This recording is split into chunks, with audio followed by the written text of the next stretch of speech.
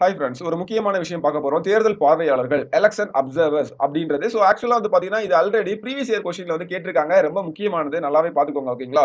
So match the ஃபாலோவிங்ல கேட்டிருந்தாங்க. நம்ம ஒவ்வொன்னா பார்க்கலாம். ஆல்ரெடி எலக்ஷன் ஸ்பெஷல் பார்த்துட்டு இருக்கோம். அந்த வரிசையில இன்னைக்கு வந்து பார்த்தீங்கன்னா, இந்திய தேர்தல் ஆணையம் நாடாளுமன்ற மற்றும் சட்டமன்ற தேர்தல்களை நியாயமாக நடத்துவதற்காக அரசு அதிகாரிகளை பார்வையாளர்களாக நியமிக்கிறது. ஓகேங்களா? அவங்க வந்து பார்த்தீங்கன்னா, 6 முக்கிய பிரிவுகளாக பிரிக்கப்படுறாங்க. அவங்கள தான் நம்ம வந்து பார்க்க போறோம்.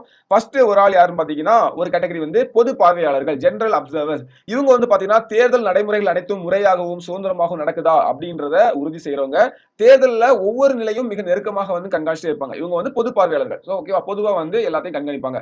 அடுத்தது தேர்தல் செலவின பார்வையாளர்கள். ஓகேங்களா? பேர்லயே இருக்குது. இவங்க வந்து பாத்தீங்கன்னா மத்திய அரசு பணிகள்ல இருப்பவங்க.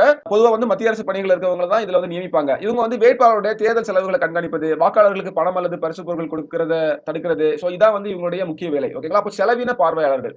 பேர்லயே இருக்கு. அப்படிதானே? அடுத்தது பாத்தீங்கன்னா காவல் பார்வையாளர்கள், போலீஸ் அப்சர்வர்ஸ். இவங்க வந்து பாத்தீங்கன்னா பொதுவா வந்து ஐபிஎஸ் ஆபீசர் தான் இருப்பாங்க. அதாவது ஒரு தொகுதி வந்து பாத்தீங்கன்னா பதற்றமான சூழலை பொறுத்து மாநில அளவிலேயோ மாவட்ட அளவிலேயோ வந்து நியமிக்கப்படுவாங்க. மெயினா வந்து சட்டம் ஒழுங்கு, படைப்பிரிவு பங்கீடு, ஓகேங்களா, சிவில் மற்றும் காவல்துறை நிர்வாகத்தை வந்து இவங்க வந்து கவனிச்சுப்பாங்க. அடுத்து பாருங்க விழிப்புணர்வு பார்வையாளர்கள், அவேர்னஸ் அப்சர்வர்ஸ். இது வந்து தான் டெஸ்ட்ல கேட்டிருந்தாங்க. முதல்ல 2014 அதாவது 16வது மக்களவை தேர்தல்ல தான் இதை வந்து இன்ட்ரோடியூஸ் பண்ணாங்க. வாக்காளர்களுக்கு விழிப்புணர்வு மற்றும் மக்கள் பங்கேற்பு அதிகரிக்கிறதுக்கான முயற்சிகளை பண்றதுதான் இவங்களுடைய நோக்கம்.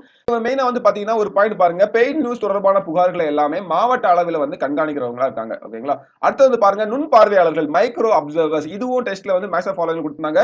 இவங்க தான் மிக முக்கியமான மற்றும் பதற்றமான வாக்குச்சாவடிகள்ல மட்டும் இவங்க வந்து நியமிக்கப்படுவாங்க. ஓகேங்களா? நுண் பார்வையாளர்கள் அப்படின்றப்ப இவங்க வந்து மத்திய அரசு அல்லது பொதுத்துறை நிறுவனத்துடைய அதிகாரிகளா இருப்பாங்க.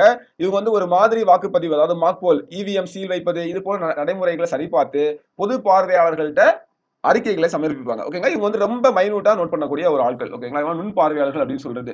அடுத்தது பாருங்க உதவி செலவின பார்வையாளர்கள். ஒவ்வொரு சட்டமன்ற தொகுதிக்கும் இவங்க வந்து நியமிக்கப்படுவாங்க.